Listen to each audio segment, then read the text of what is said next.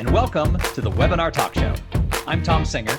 And I'm Liz Green. And one of the things that we know to be true, when you're having a virtual event, it is nice to have MCs that are not just MCs. Both Tom and I sit in our own expertise. And if, for example, you have a guest who's tardy to the party or maybe just isn't able to join you, we can jump in and fill that gap with great content right away. And that's one of the reasons why you want to have an MC, because in this virtual world, more things can actually go wrong than happen in that in-person conference situation. That's very true. We're all kind of at the mercy of technology.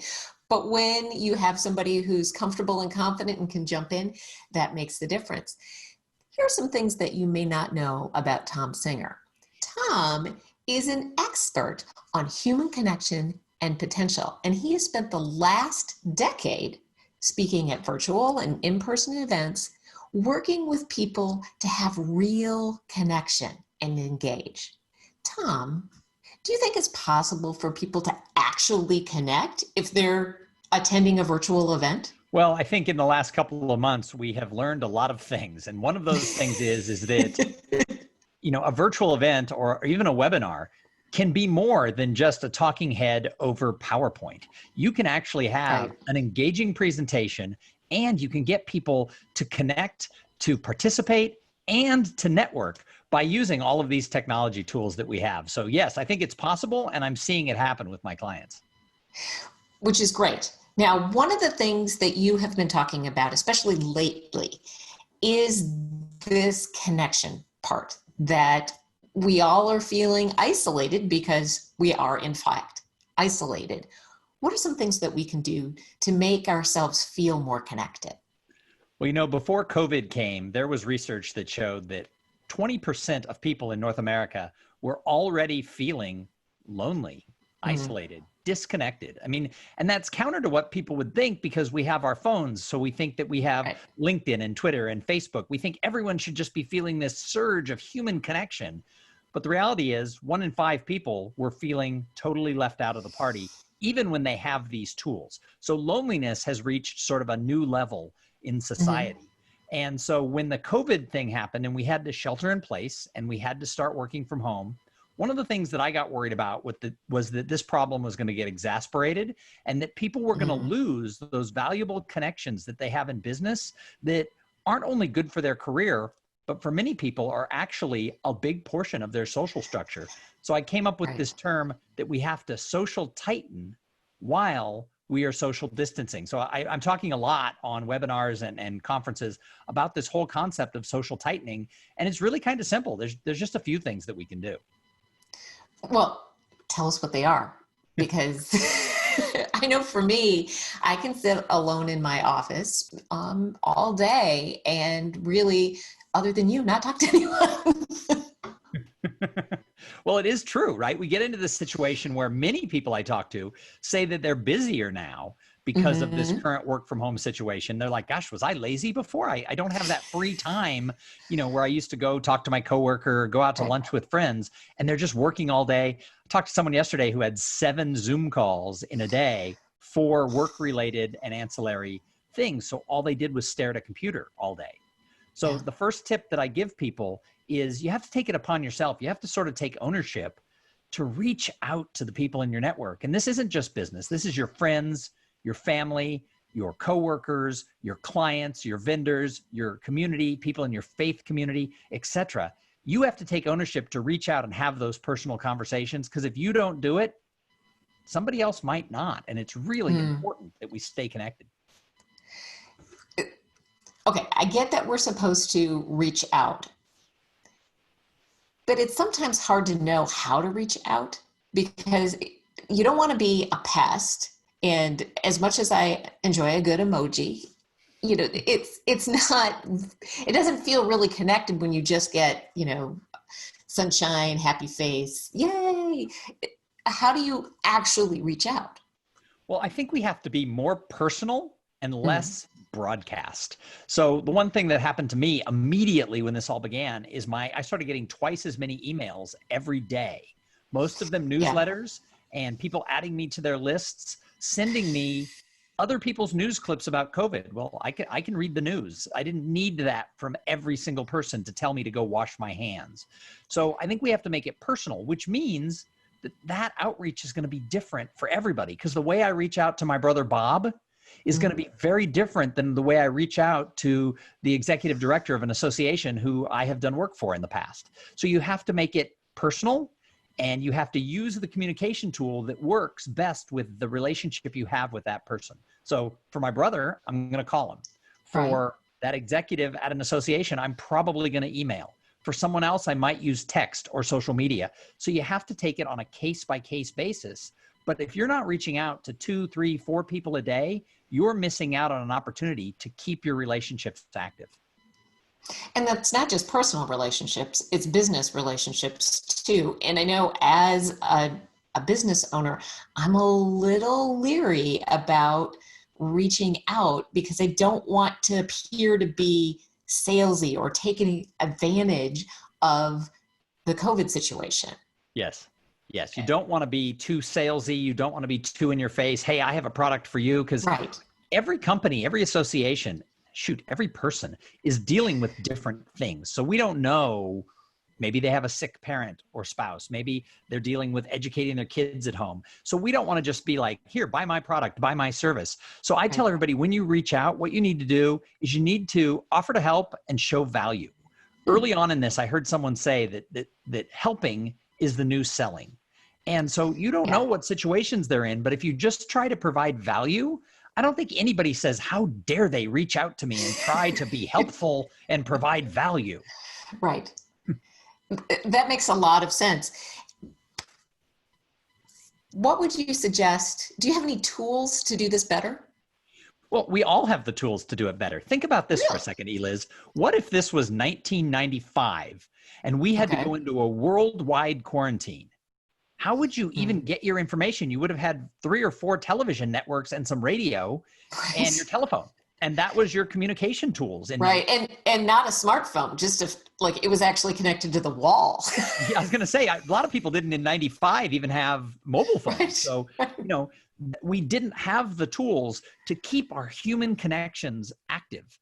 We now have more tools than at any time in history. Now, the problem is if we use them wrong and we spam people and it's just a broadcast or a newsletter or a group text to 500 people, it's not serving us well. But we have all of these tools, whether it's a text, whether it's a phone call, an email, social media, direct messaging via these different platforms that we use, sending someone a video, FaceTiming them. I have a daughter who lives in Chicago. She and her fiance, every couple weeks, we have dinner together via Zoom video so that we can actually just sit there and chat for an hour the way we would if we were together in person in our home or in a restaurant. So we have the tools. Don't be scared to use them. But as I said earlier, make sure you're using the right tool to communicate in the right way with the right person. Because one of my clients, inviting them to a Zoom dinner may or may not be appropriate. Some of them might think that's awesome, and others will be like, this is weird. So you have to take it on a case-by-case basis.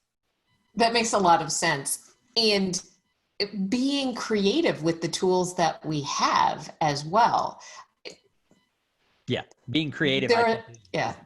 That's what we need to do. I mean, you and I started doing these interviews of people with the webinar talk show as a way. Now, granted, it is a broadcast, but it was a creative way to show that you didn't just have to have that talking head over PowerPoint. You could actually get people to go deeper, be more personal, make it more fun, like you're sitting at a bar, having a glass of wine, and still educating people.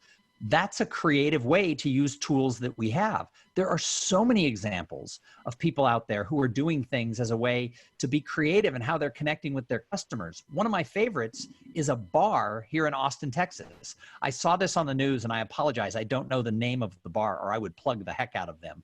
But early on, 8 weeks ago, when they had to shut the bar, they realized this is a disaster. There's no way for a bar to make money if their doors aren't open and they're not selling alcohol and playing music.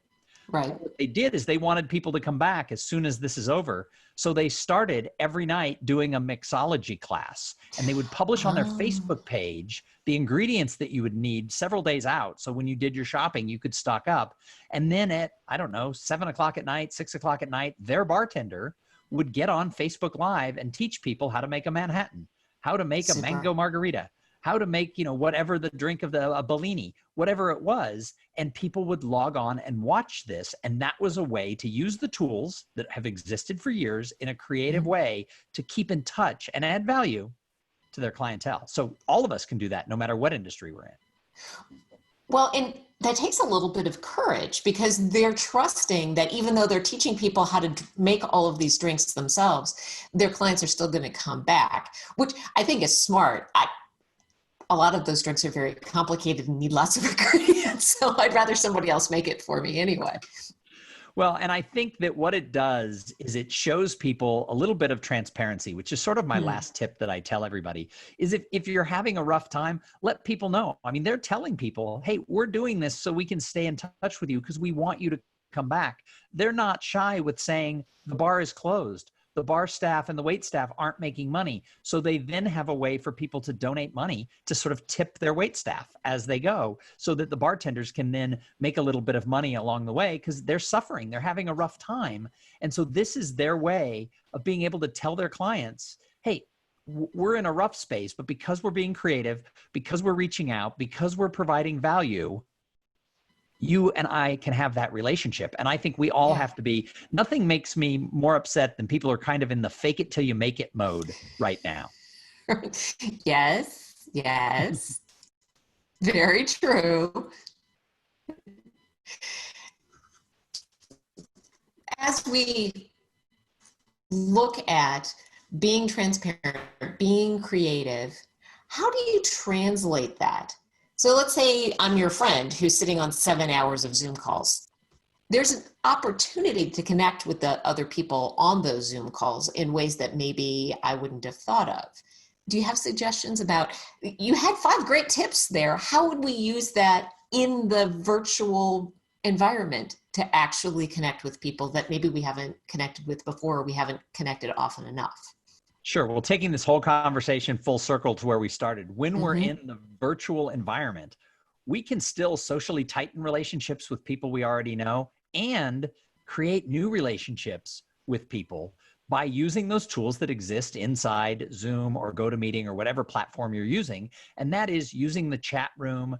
Also, what I see a lot of people doing, and your boss may not love this, but a lot of people are just using their text to talk to other Mm-hmm. people who are on the call. Maybe they're being a little smarmy, maybe whatever, but they're able to communicate through a different channel that may not be being recorded and have those Right. conversations that you would be able to have at the water cooler after a meeting. So you can still talk to people through different channels. Not everything has to be the official channel that the company is using. So, look for ways to do it. The other thing that you and I do a lot is after we interview people in this format, or when we're doing something for an association where we're hosting their conference, we will then do a debrief. As everybody says goodbye and leaves, Right.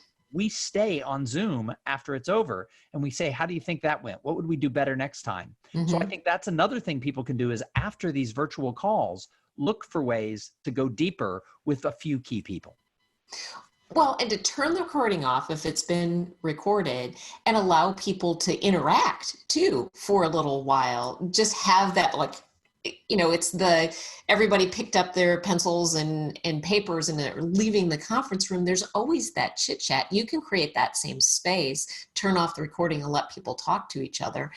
Absolutely. There's no reason you couldn't. No, and I had one client, they wanted to use sort of the Zoom breakout rooms for happy Mhm. hour after their 3-hour conference that they were having. But the company was a GoToMeeting shop and they wanted to do Ah, GoToMeeting for their webinar, but that didn't offer them the chance to break people up into breakout rooms. So what we did is we used Zoom afterwards and we told everybody in advance that this was like after the conference, getting on the bus to go to the museum for the networking happy hour. They were right. going to leave GoToMeeting, go to Zoom meeting, and we would break them up into groups of 5 or 6 where they could just have some chit chat.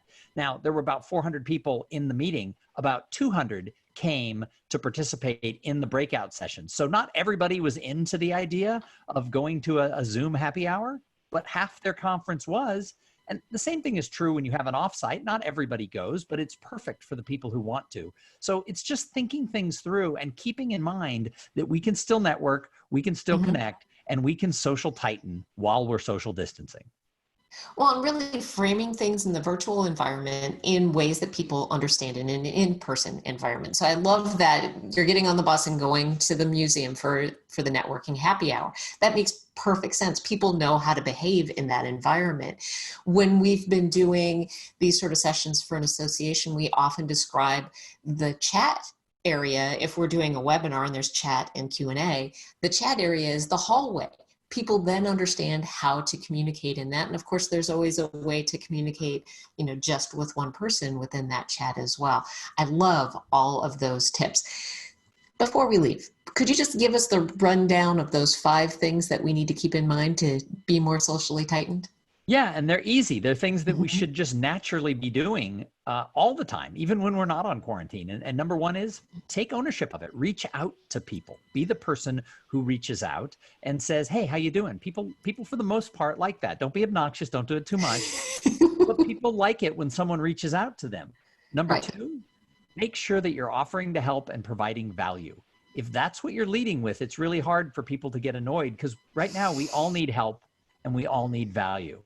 True. The third thing is use all the tools at your disposal. And remember, we have more tools now than we've ever had before. So thank goodness this didn't happen 30 years ago, or this would have been really hard to navigate. The next one is get creative. Look for ways to be different than everybody else in the way you reach out, the way you broadcast, the way you host your meetings, etc. Just a little creativity goes a long way. And then the last tip is be transparent. If you're having a rough time, if your company is struggling a little bit, just let people know you're doing the best you can, because that's where we all are right now. That is where we all are right now. And in that same frame, let's be transparent, Tom. We would love to help any association or organization who's trying to figure out how to navigate this live but virtual experience for their people. We can bring this sort of experience right to you and make it easy to do because we kind of know how this works. You don't have to reinvent the wheel. So if you have an event coming up.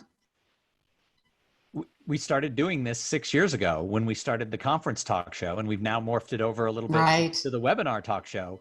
And the whole concept is that, we need to make it fun. We need to make it engaging. Think about watching the Today Show or Live with Kelly and Ryan. If it was just a series of videos, there would be no consistency and no context.